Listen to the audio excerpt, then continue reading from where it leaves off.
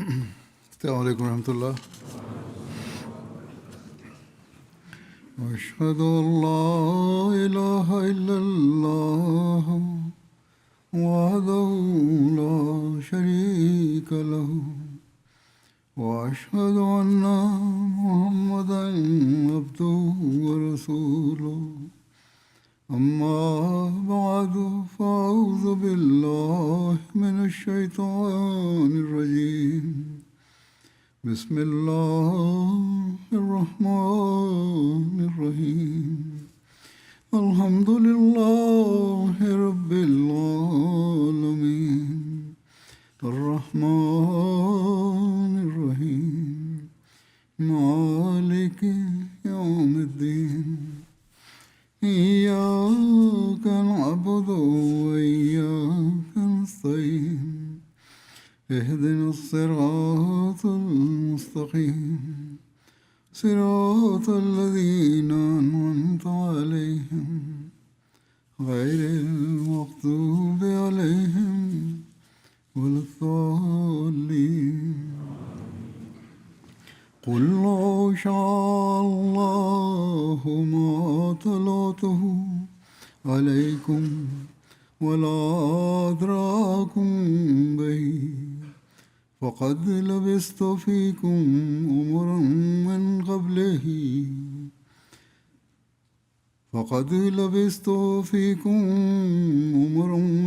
قبله أفلا تعقلون. فمن أظلم ممن افترى على الله كذبا وكذب بآياته إنه لا يفلح المجرمون.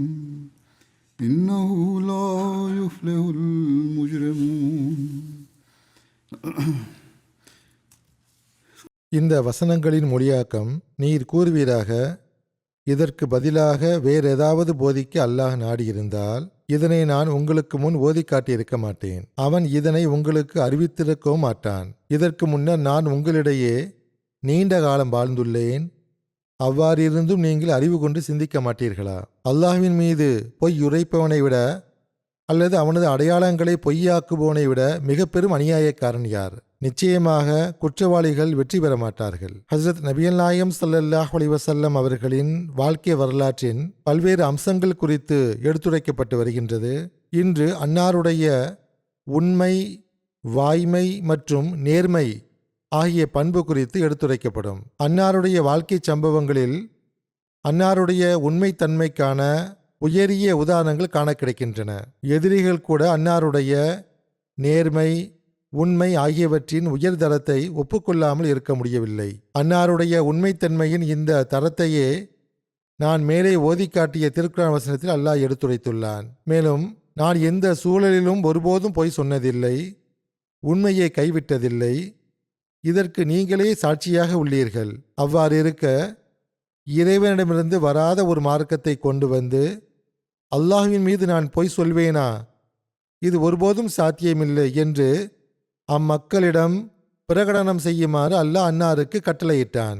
இத்துடனேயே அன்னார் தம்மை பின்பற்றுபவர்களிடம், இப்போது நீங்கள் என்னை பின்பற்ற தொடங்கிவிட்டதால், என்னை பின்பற்றுவதாக நீங்கள் வாக்குறுதி கொடுத்துள்ளதால், உண்மை வாய்மையில் மிக மேலான தரத்தை நிலைநாட்டுங்கள் என்று அன்னார் வலியுறுத்தினார்கள். எனவே இன்று நாம் அனைவரும் இந்த வகையில் நம்மை சீர்தூக்கி பார்க்க வேண்டியது அவசியமாகும்.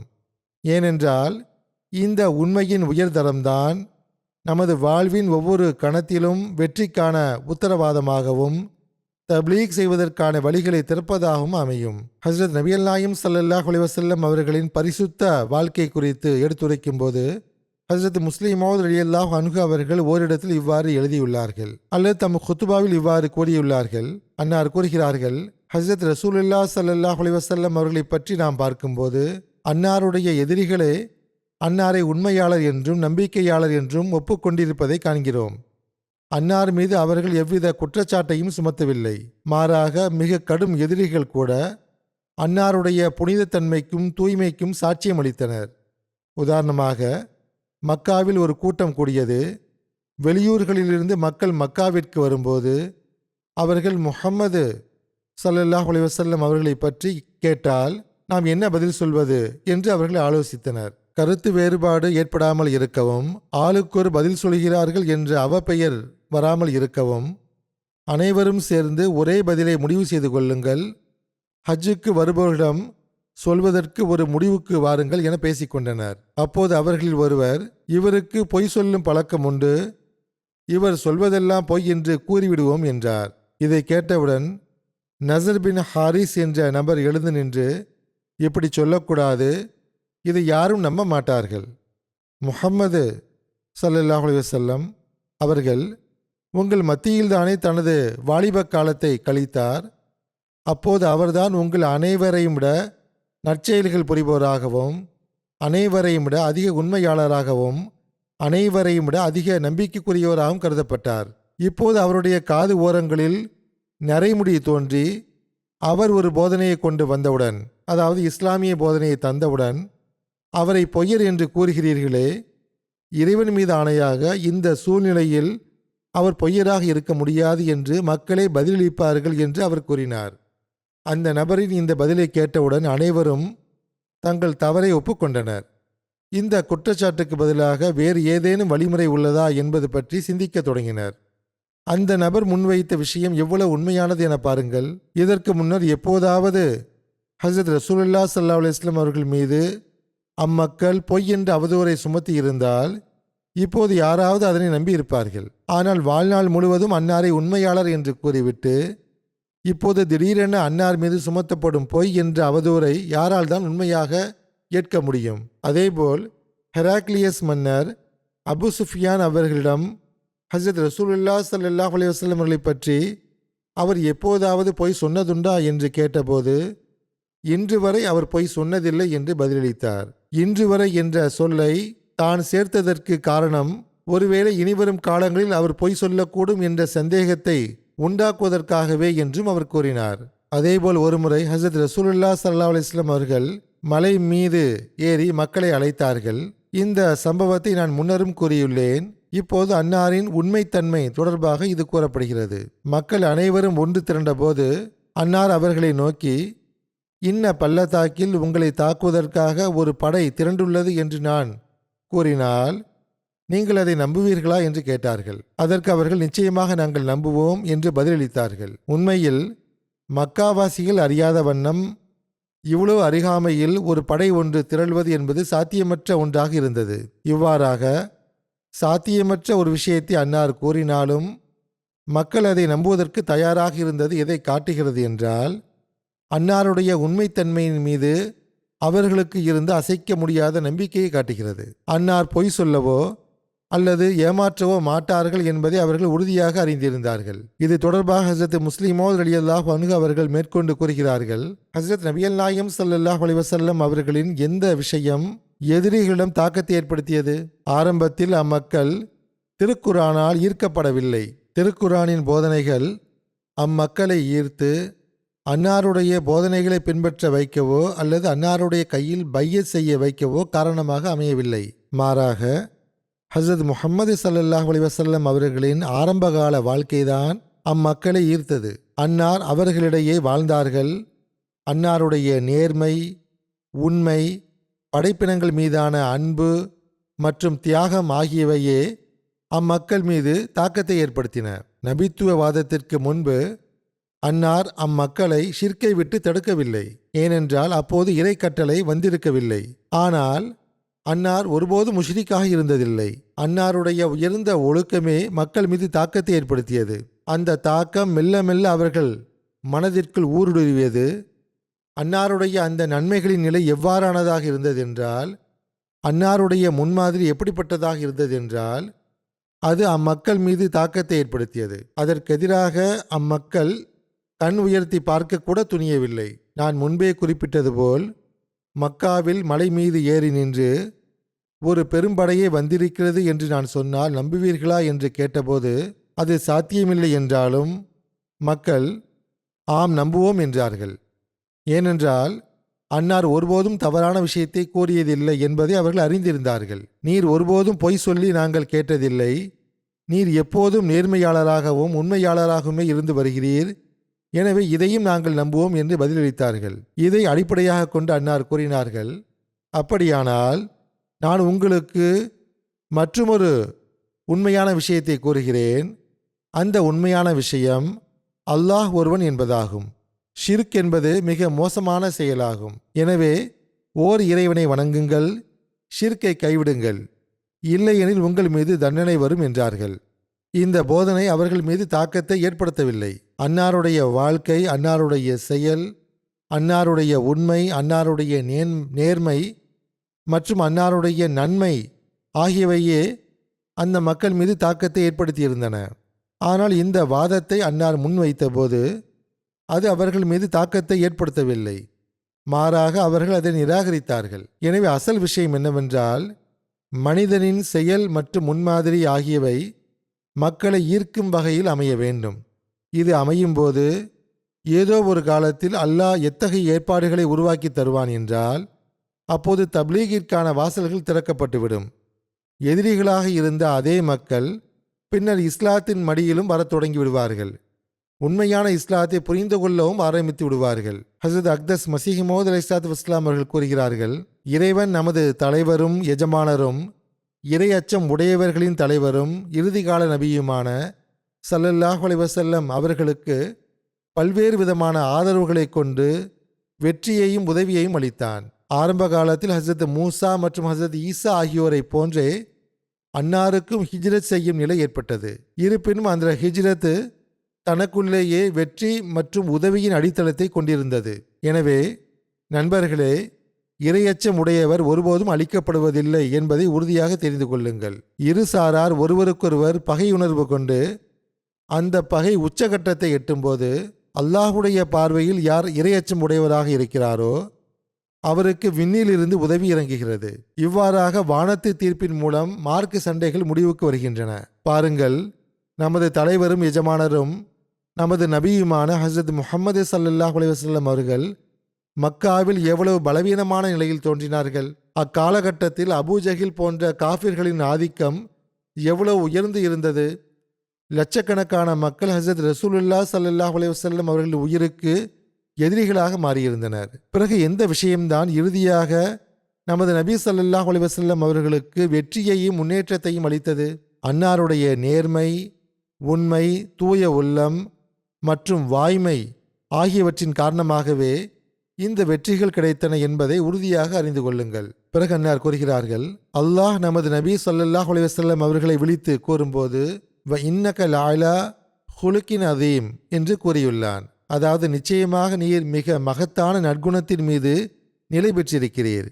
இந்த விளக்கத்தின் அடிப்படையில் இதன் பொருள் என்னவென்றால், வள்ளல் தன்மை, வீரம், நீதி, கருணை, உபகாரம், வாய்மை, மன உறுதி உள்ளிட்ட அனைத்து வகையான நட்பண்புகளும் உம்மிடம் ஒருங்கே அமைந்துள்ளன என்பதாகும். சுருக்கமாக கூறின், மனிதனின் உள்ளத்தில் காணப்படும் பண்புகளான ஒழுக்கம், வெட்கம், நேர்மை, கனிவு, தன்மானம், உறுதி, கற்பு, தூய்மை, நிதானம் மற்றும் அனுதாபம், அதாவது பிறர் மீதான பரிவு போன்றவை, அதேபோல் வீரம், கொடைத்தன்மை, மன்னிப்பு, பொறுமை, உபகாரம், உண்மை, நன்றி உணர்வு உள்ளிட்ட இந்த அனைத்து இயல்பான நிலைகளும் அறிவு மற்றும் சிந்தனையின் ஆலோசனையுடன் அந்தந்த இடத்திற்கும் சூழலுக்கும் தகுந்தாற்போல் வெளிப்படுத்தப்படும் போது அவை அனைத்தும் நற்குணங்கள் என்று அழைக்கப்படும். எனவே நற்குணம் என்பது ஒருவரை முக மலர்ச்சியுடன் சந்திப்பதோ அல்லது சலாம் சொல்வதோ மட்டும் கிடையாது.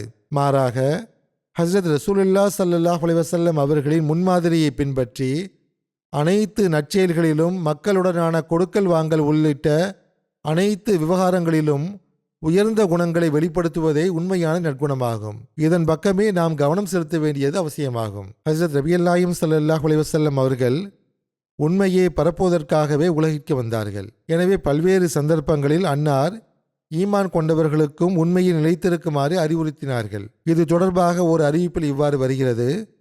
ஹஸ்ரத் அப்துல்லா பின் மஸ்ஊத் ரலியல்லாஹு அன்ஹு அவர்கள் அறிவிக்கிறார்கள், ஹஸ்ரத் ரசூலுல்லாஹ் ஸல்லல்லாஹு அலைஹி வஸல்லம் அவர்கள் கூறினார்கள், உங்கள் மீது உண்மை கடமையாகிறது.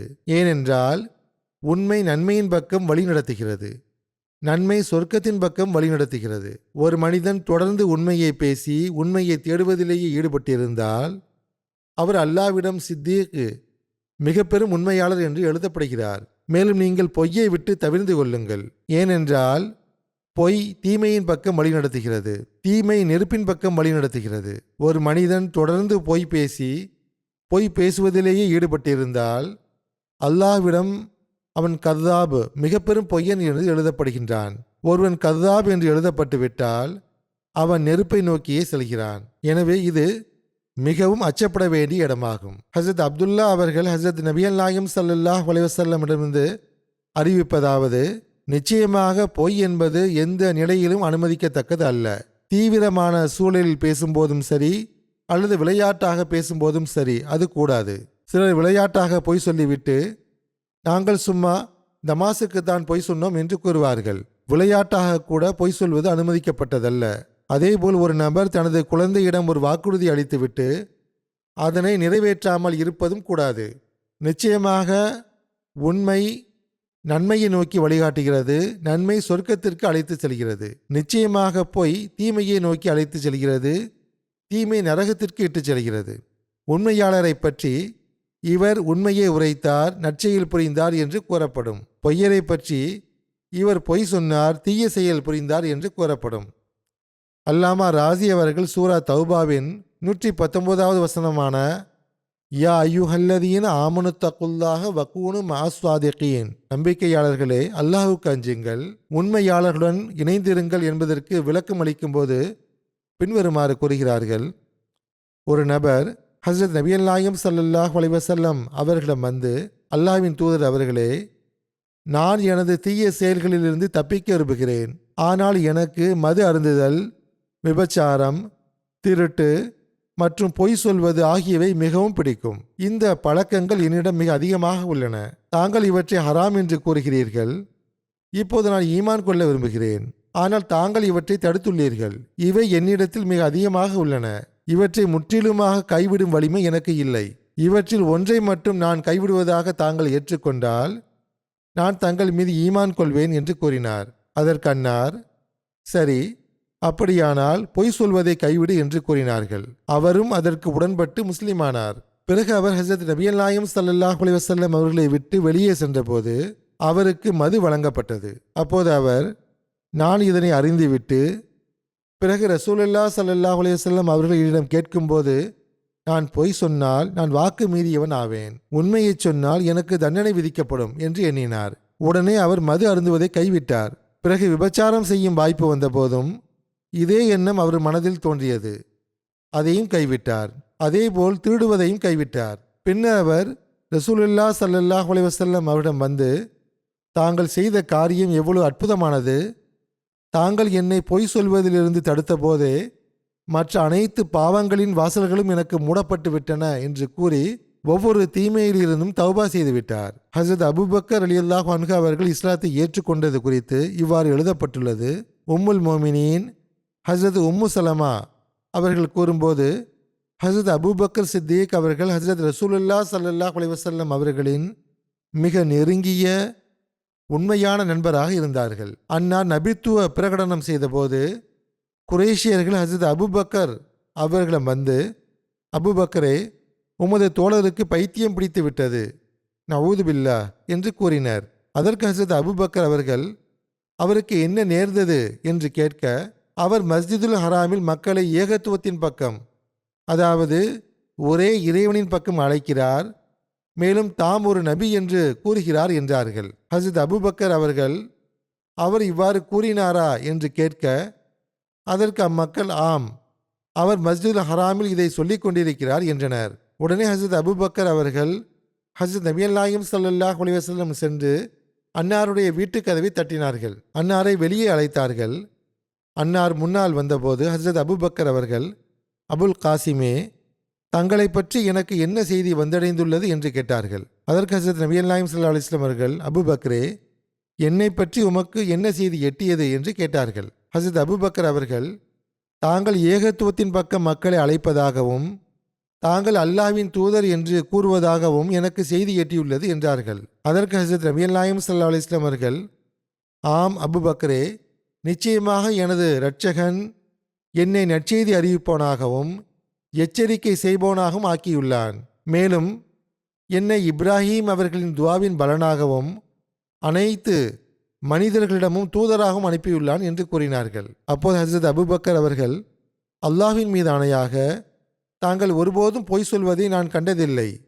தங்களுடைய நேர்மை, உறவினர்களை அரவணைத்தல் மற்றும் நற்செயல்கள் காரணமாக நிச்சயமாக தாங்கள் நபித்துவத்திற்கு அதிக தகுதியானவர். தங்களது கையை நீட்டுங்கள், நான் தங்களிடம் பையத் செய்கிறேன் என்று கூறினார்கள். பின்னர் ஹசரத் ரசூலுல்லாஹி ஸல்லல்லாஹு அலைஹி வஸல்லம் அவர்கள் தமது கையை நீட்ட ஹசரத் அபுபக்கர் அவர்கள் அன்னாருடைய கையில் பையத் செய்து அன்னாரை உண்மைப்படுத்தினார்கள். அன்னார் கொண்டு வந்தது உண்மையானது என்று ஒப்புக்கொண்டார்கள். அல்லாஹ்வின் மீது ஆணையாக, ஹசரத் ரசூலுல்லாஹி ஸல்லல்லாஹு அலைஹி வஸல்லம் அவர்கள் இஸ்லாத்தின் பக்கம் அழைத்த போது ஹசரத் அபுபக்கர் அவர்கள் எவ்வித தயக்கமும் காட்டவில்லை. இது தொடர்பாக ஹசரத் மஸீஹ் மவ்ஊத் அலைஹிஸ்ஸலாத்து வஸ்ஸலாம் அவர்கள் கூறுகிறார்கள், ஹசரத் ரசூலுல்லாஹி ஸல்லல்லாஹு அலைஹி வஸல்லம் அவர்கள் நபித்துவத்தை வெளிப்படுத்திய போது ஹசரத் அபுபக்கர் சித்தீக் ரலியல்லாஹு அன்ஹு அவர்கள் சிரியா தேசத்திற்கு சென்றிருந்தார்கள். அவர்கள் திரும்பி வரும்போது வழியில் ஒரு நபர் அவர்களை சந்தித்தார். அவரிடம் மக்காவின் நிலவரத்தை கேட்டவாறு, ஏதேனும் ஒரு புதிய செய்தி உண்டா என்று கேட்டார்கள். பொதுவாக ஒருவர் பயணத்திலிருந்து திரும்பும்போது தனது ஊர்க்காரரை சந்தித்தால் ஊரின் நிலைமை குறித்து கேட்பது வழக்கம். அதற்கு அந்த நபர், உமது நண்பர் முஹம்மது ஸல்லல்லாஹு அலைஹி வஸல்லம் அவர்கள் இறை தூதர் என்று வாதம் புரிந்துள்ளார் என்று புதிய செய்தியை கூறினார். அதை கேட்டவுடனேயே அபுபக்கர் அவர்கள், அவர் அவ்வாறு கூறியிருந்தால் நிச்சயமாக அவர் உண்மையானவரே என்று கூறினார்கள். இதிலிருந்து அன்னார் மீது ஹசரத் அபுபக்கர் அவர்கள் எந்த அளவு நல்லெண்ணம் கொண்டிருந்தார்கள் என்பதை அறிய முடிகிறது. அவர்கள் எவ்வித அற்புதத்தையும் கேட்கவில்லை. உண்மை என்னவென்றால், யாருக்கு நிலவரம் தெரியாதோ, யார் அந்நியராக இருப்பாரோ அவர் திருப்தி அடைவதற்காக அற்புதத்தை கேட்பார். ஆனால் யாருக்கு மறுப்பே இல்லையோ அவருக்கு அற்புதத்தின் அவசியம் என்ன? சுருக்கமாக, ஹசரத் அபுபக்கர் சித்தீக் அவர்கள் வரும் வழியிலேயே செய்தியை கேட்டு ஈமான் கொண்டார்கள். மக்கா வந்தடைந்ததும் ஹசரத் நபிகள் நாயகம் ஸல்லல்லாஹு அலைஹி வஸல்லம் அவரிடம் சென்று, தாங்கள் நபித்துவவாதம் செய்தது உண்மையா என்று கேட்டார்கள். அன்னார் ஆம், அது உண்மை என்று கூறியபோது ஹசரத் அபுபக்கர் அவர்கள், தாங்கள் சாட்சியாக இருங்கள், தங்களை முதலில் உண்மைப்படுத்தியவன் நானே என்று கூறினார்கள். மற்றொரு இடத்தில் ஹசரத் மஸீஹ் மவ்ஊத் அலைஹிஸ்ஸலாத்து வஸ்ஸலாம் அவர்கள் கூறுகிறார்கள், ஆரம்ப காலத்திலேயே இறை செய்தியை கேட்டவுடன் பையத் செய்து அதனை ஏற்றுக்கொள்பவனே தகுதியுள்ள மனிதனாவான். உண்மையில் அதுவே அவனது நட்பேறாகும். ஆரம்பத்தில் அதனை பெறாதவனுக்கு எந்த திறமையோ சிறப்போ இல்லை. யார் வீண் விவாதங்களில் ஈடுபடுகிறாரோ அவருக்கு எவ்வித தகுதியும் இல்லை.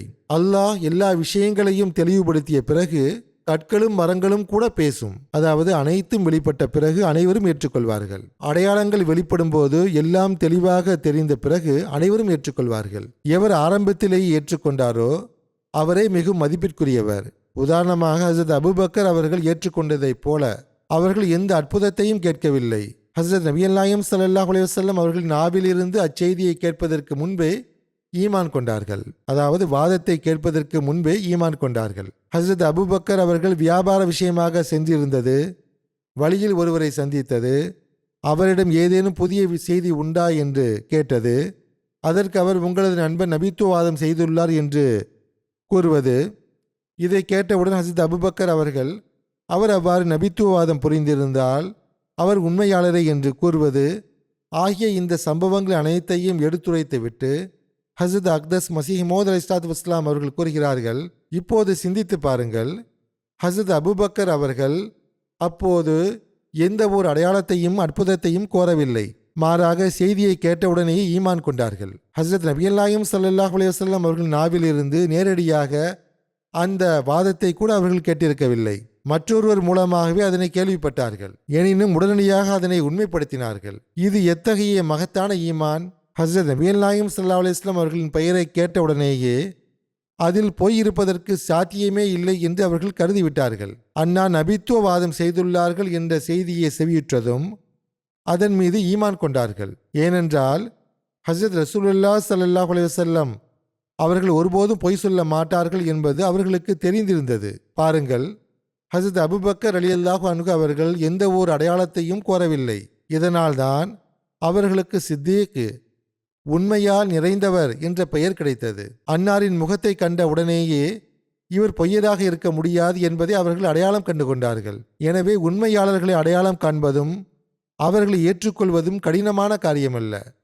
அவர்களின் அடையாளங்கள் வெளிப்படையாக தெரியும். ஹஸ்ரத் முதலாவது கலிஃபத்துல் மஸீஹ் ரலியல்லாஹு அன்ஹு அவர்கள் ஓரிடத்தில் இது குறித்து விவரிக்கும் போது கூறுகிறார்கள், ஹஸ்ரத் ஹதீஜா அவர்கள் ஹஸ்ரத் நபியல் நாயகம் ஸல்லல்லாஹு அலைஹி வஸல்லம் அவர்களின் ஆரம்ப கால நபித்துவவாதத்தின் போது அளித்த சாட்சியத்தை என்னால் கண்டும் காணாமல் இருக்க முடியாது. ஹஸ்ரத் ரசூலுல்லாஹி ஸல்லல்லாஹு அலைஹி வஸல்லம் அவர்கள் இறைவனின் அழைப்பை செவியுற்று இவ்வுலகமே இந்த போதனையை எதிர்க்கும் என்பதைக் கண்டு, ஹதீஜா, என் உயிருக்கு ஆபத்து வந்துவிடுமோ என்று நான் அஞ்சுகிறேன் என்று கூறியபோது ஹஸ்ரத் ஹதீஜா அவர்கள், மகிழ்ச்சி அடையுங்கள், இறைவன் மீது ஆணையாக அல்லாஹ் தங்களை ஒருபோதும் இழிவுபடுத்த மாட்டான் என்று கூறினார்கள். மக்கள் என்ன வேண்டுமானாலும் சொல்லட்டும், தாங்கள் மகிழ்ச்சியாக இருங்கள்.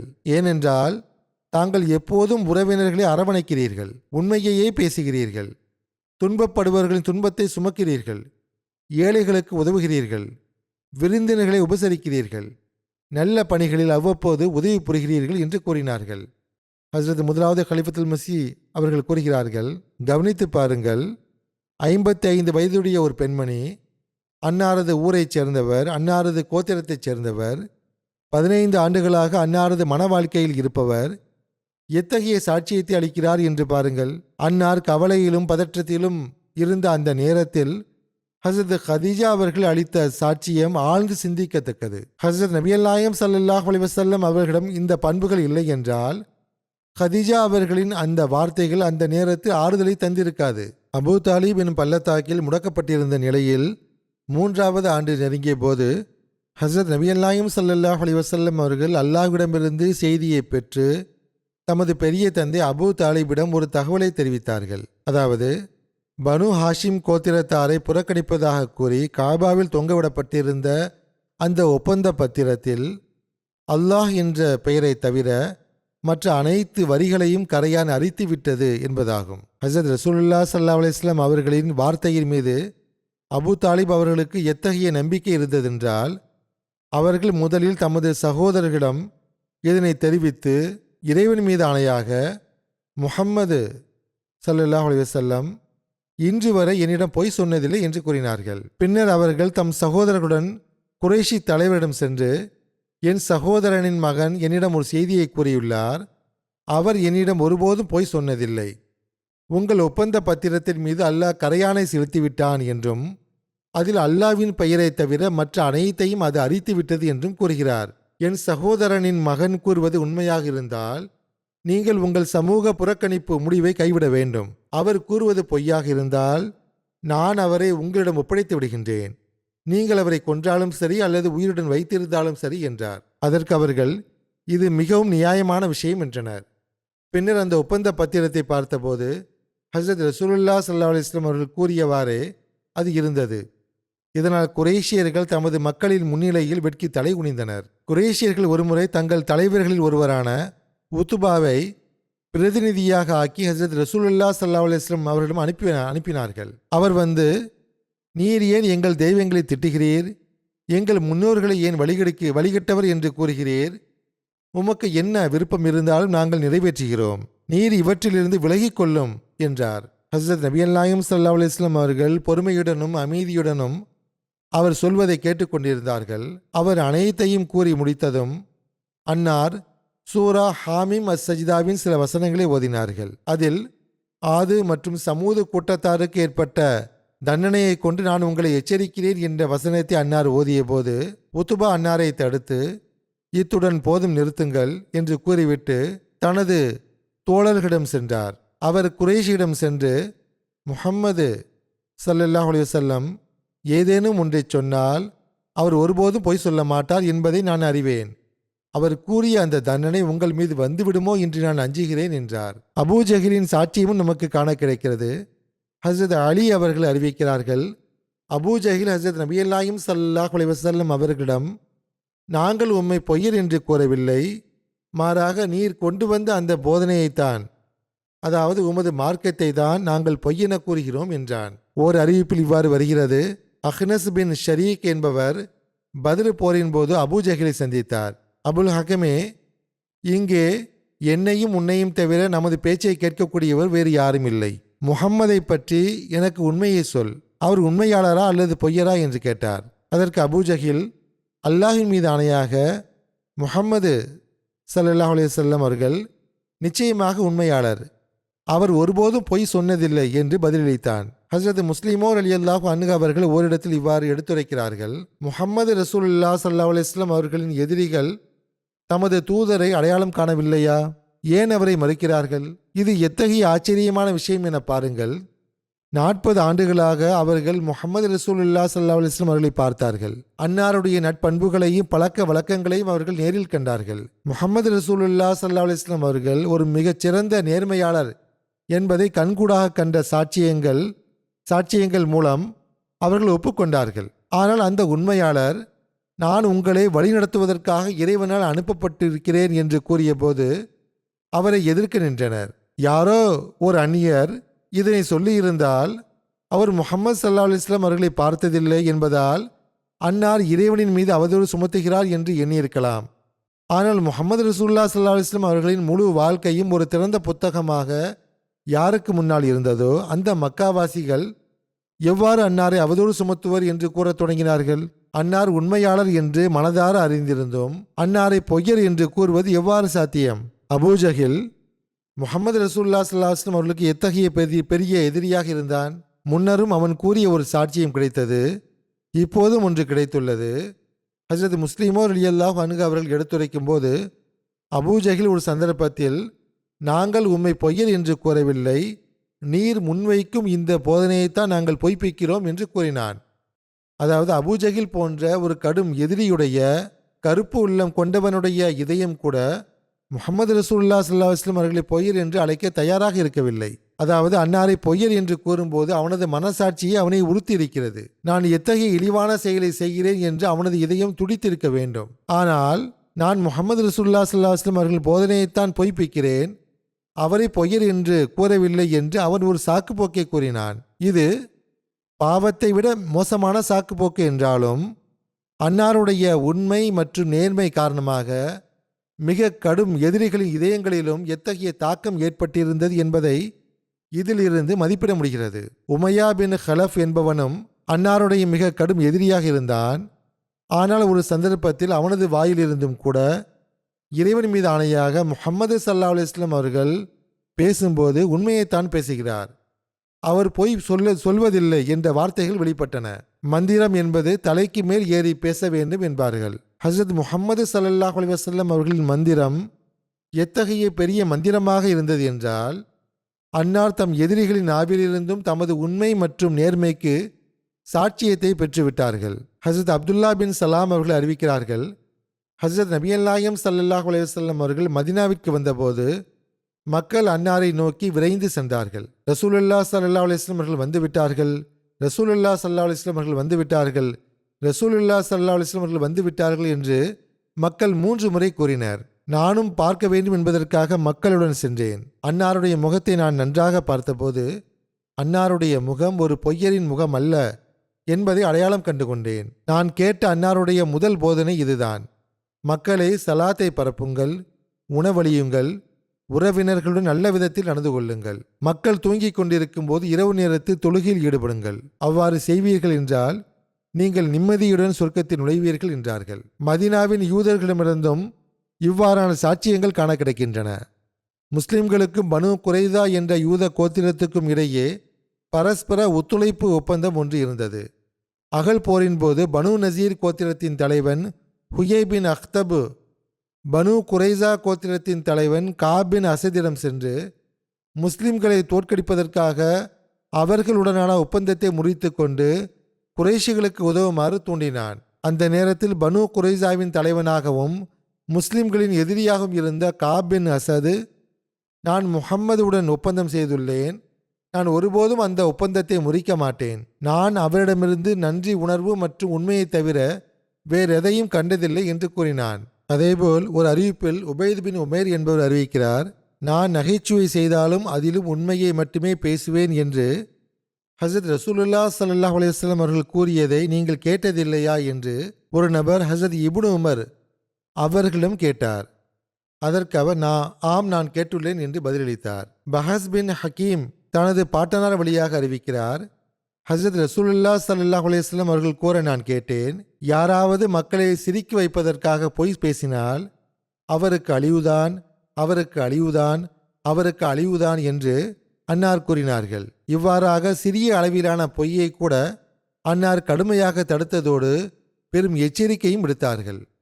ஹசரத் அப்துல்லா பின் அம்ர் அவர்கள் அறிவிக்கிறார்கள், நான் ஹசரத் ரசூலுல்லாஹ் ஸல்லல்லாஹு அலைஹி வஸல்லம் அவரிடமிருந்து எதை செவியுற்றாலும் அதனை நினைவில் வைத்துக் கொள்வதற்காக எழுதி வைப்பேன். பின்னர் குறைஷியர்கள் என்னை தடுத்து, ஹசரத் ரசூலுல்லாஹ் ஸல்லல்லாஹு அலைஹி வஸல்லம் அவர்கள் ஒரு மனிதர் தானே, அன்னார் கோபத்திலும் பேசுவார்கள், மகிழ்ச்சியிலும் பேசுவார்கள், அப்படி இருக்க நீர் கேட்பதையெல்லாம் எழுதி வைக்கிறீரே என்று கேட்டனர்.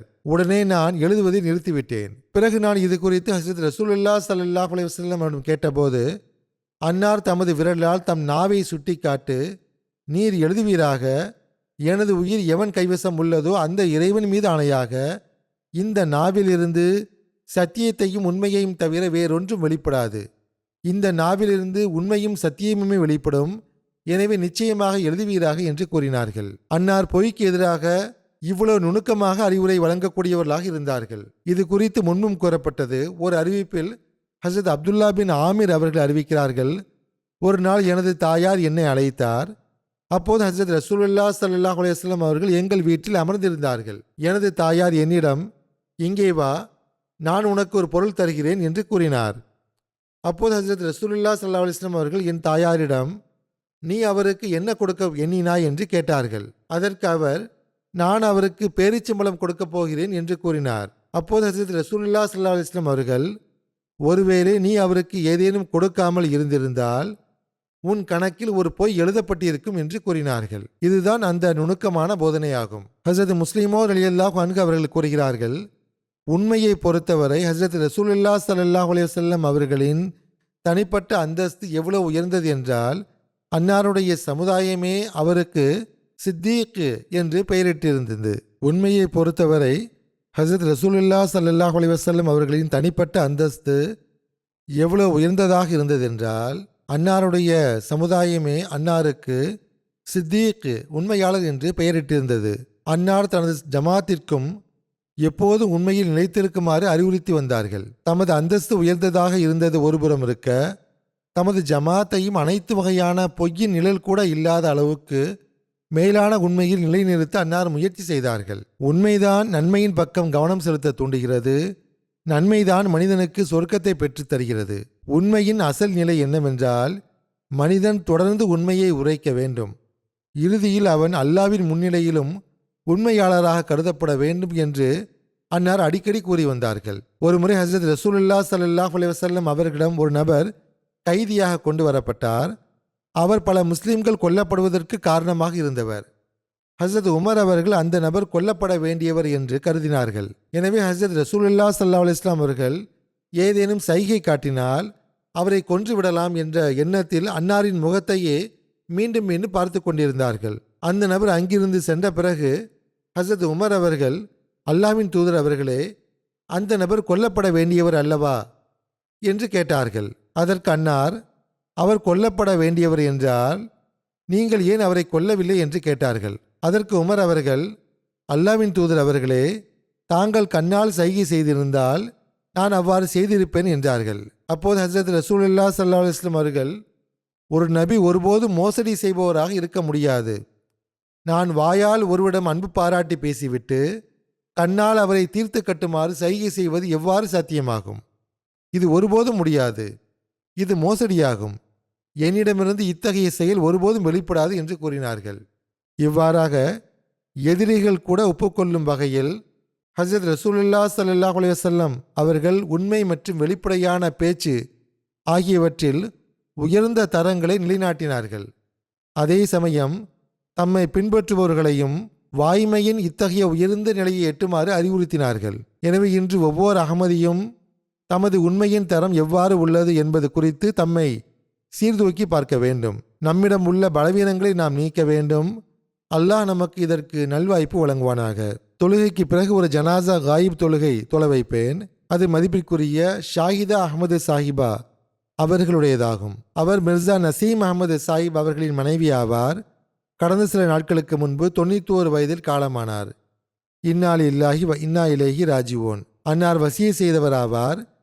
ஹஸ்ரத் மசீமோத் அலைஹிஸ்ஸலாத்து வஸ்ஸலாம் அவர்களின் மகள் வழி பேத்தியும் ஹஸ்ரத் நவாப் அப்துல்லா கான் சாஹிப் மற்றும் ஹஸ்ரத் சாஹிப் ஜாதி அமத்துல் ஹஃபீஸ் பேகம் சாஹிபா ஆகியோரின் மகளும் ஆவார். அவருக்கு 4 மகன்கள் உள்ளனர். மர்ஹூமாவுடைய மூத்த மகன் நொமான் இவ்வாறு எழுதுகிறார்: மர்ஹூமா தம்மிடம் மிகுந்த அன்பு பாராட்டினார் என்று ஒவ்வொருவரும் கூறுகிறார்கள். மக்களுடன் நல்ல முறையில் பழகியிருக்கிறார். வீட்டை பொறுத்தவரை எப்போதும் வீட்டில் மக்கள் இருக்க வேண்டும் என்று அவர் விரும்புவார். விருந்தோம்பலில் மிகுந்த ஆர்வம் கொண்டிருந்தார். தனக்கு வசதி இருந்தால் வீட்டை இன்னும் பெரிதாக்குவேன், அப்போதுதான் விருந்தினர்கள் வந்து தங்குவதற்கு தாராளமாக அறைகள் இருக்குமே என்று அவர் வருத்தப்படுவார். அதேபோல் அவருடைய இளைய மகன் ரிஸ்வான் இவ்வாறு எழுதுகிறார்: மர்ஹூமா பல நட்பண்புகளை கொண்டவராக இருந்தார். ஏழை பணக்காரர், பெரியவர் சிறியவர் என அனைவரிடமிருந்தும் இப்போது அவரின் மறைவையொட்டி இரங்கல் செய்திகள் வருகின்றன. அவர் எவ்வாறு அனைவரிடமும் அன்பை பகிர்ந்து கொண்டார், தனிப்பட்ட உறவை வைத்திருந்தார் என்பது குறித்து அவர்கள் நெகிழ்ச்சியுடன் கூறுகிறார்கள். அவர் இயல்பாகவே அன்பு காட்டும் சுபாவம் கொண்டவர். அனைவரின் உள்ளங்களிலும் இடம் பிடிப்பார். குறிப்பாக ஏதேனும் ஒரு காரணத்திற்காக துன்பத்திலோ அல்லது கவலையிலோ இருப்பவர்கள் மீது அவர் தனி கவனம் செலுத்துவார். பலவீனமானவர்களின் பக்கம் அவர் எப்போதும் துணை நின்றார். எப்போதும் பலவீனமானவர்களுக்கு ஆதரவாக இருங்கள் என்று பிள்ளைகளுக்கும் அவர் அறிவுரை வழங்கி வந்தார். அவரிடம் மன உறுதியும் துணிச்சலும் அதிகமாக இருந்தது. அதனை நானே கண்டிருக்கிறேன். மாஷா அல்லாஹ், அவர் மிகுந்த மன வலிமை கொண்டவர். மர்ஹூமாவின் சகோதரி ஃபௌசியா ஷமீம் சாஹிபா, இவர் லாகூர் லஜினா தலைவியாகவும் இருந்தவர். தற்போதும் தலைவியாக உள்ளார் என்றே நினைக்கிறேன். அவர் கூறும்போது, மர்ஹூமாவை குறித்து சில வார்த்தைகளில் எடுத்துரைக்க வேண்டுமென்றால், தியாகம், பொறுமை, துணிச்சல் மற்றும் அன்பின் உருவமாக திகழ்ந்தார் என்று கூறியுள்ளார். மர்ஹூமாவின் மருமகள் அமத்துல் வக்கீல் கூறும்போது, விருந்தோம்பல் பண்பு அவரிடம் மிக மேலோங்கி இருந்தது என்கிறார். இதை பற்றி அவருடைய பிள்ளைகளும் மக்களும் எனக்கு எழுதியுள்ளார்கள். அவருடைய விருந்தோம்பல் முறை எவ்வித பகட்டும் இன்றி மிக எளிமையாக இருக்கும். கடைசி காலத்தில் அவர் கீழே விழுந்ததில் இடுப்பில் காயம் ஏற்பட்டு சக்கர நாற்காலிக்கு மாறினார்கள். இருப்பினும் மிகுந்த பொறுமையுடனும் நன்றியுணர்வுடனும் அந்த நோய் காலத்தை கழித்தார்கள். ஒருபோதும் சிறு முறையீடை கூட முன்வைக்கவில்லை. அவர் மிகுந்த தைரியமிக்க நோயாளி ஆவார். எங்களை ஒருபோதும் சிரமப்படுத்தவில்லை என்று கூறுகிறார். அவருடைய மகன்வழி பேத்தி ஹதீஜா என்பவர் கூறும்போது, விருந்தோம்பல் குறித்து எழுதிய பிறகு, மர்ஹூமா அன்பும் அரவணைப்பும் கொண்ட பெண்மணி. கடந்த சில ஆண்டுகளாக மாதம் 2-3 முறை திருக்குரானை ஓதி முடிப்பார். ஏழைகள் மீது மிகுந்த அனுதாபம் கொண்டிருந்தார். ஏழைகளுக்காக துவா செய்யுமாறு எங்களுக்கும் அறிவுறுத்துவார் என்று எழுதியிருக்கிறார். மர்ஹூமாவின் சகோதரியுடைய மகள்வழி பேத்தி நேஹா என்பவர் இங்கே வசிக்கிறார். அவர் கூறும்போது, மர்ஹூமா எப்போதும் நேர்மறையான எண்ணம் கொண்டவர். வாழ்வின் ஒவ்வொரு கணத்தையும் மதித்தார். வீட்டில் வேலை செய்யும் பணியாளர்களை தனது சொந்த உறவினர்களைப் போலவே கவனித்துக் கொண்டார் என்கிறார்.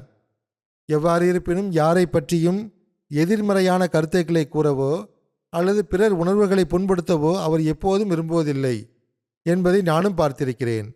மக்களின் உணர்வுகளை அவர் பெரிதும் மதிப்பார். அவர் மேலும் கூறும்போது, ஒரு முறை மர்ஹூமாவின் வீட்டில் பணியாற்றிய ஒரு பெண் ஊழியருக்கு திருமணம் நிச்சயமாகி வீட்டிலிருந்து விடைபெற்று சென்றபோது, மக்கள் தங்கள் சொந்த மகள்களை வழியனுப்பி வைக்கும்போது எவ்வாறு கலங்குவார்களோ அவ்வாறே மர்ஹூமா மிகுந்த கவலையடைந்தார். இனி வீடு பொலிவிழந்து விடுமே என்று அவர் வருந்தினார். சில நேரங்களில் சிலருடைய நற்செயல்கள் பொதுவாக மறைந்தே இருக்கும். ஆனால் யாருக்கு அந்த நன்மைகள் செய்யப்பட்டதோ அவர்கள் மூலமாகவே பின்னர் அவை தெரிய வரும். மர்ஹூமாவும் அத்தகைய மக்களில் ஒருவராக இருந்தார். அல்லாஹ் அவருடன் பாவ மன்னிப்பு மற்றும் கருணையுடன் நடந்து கொள்வானாக.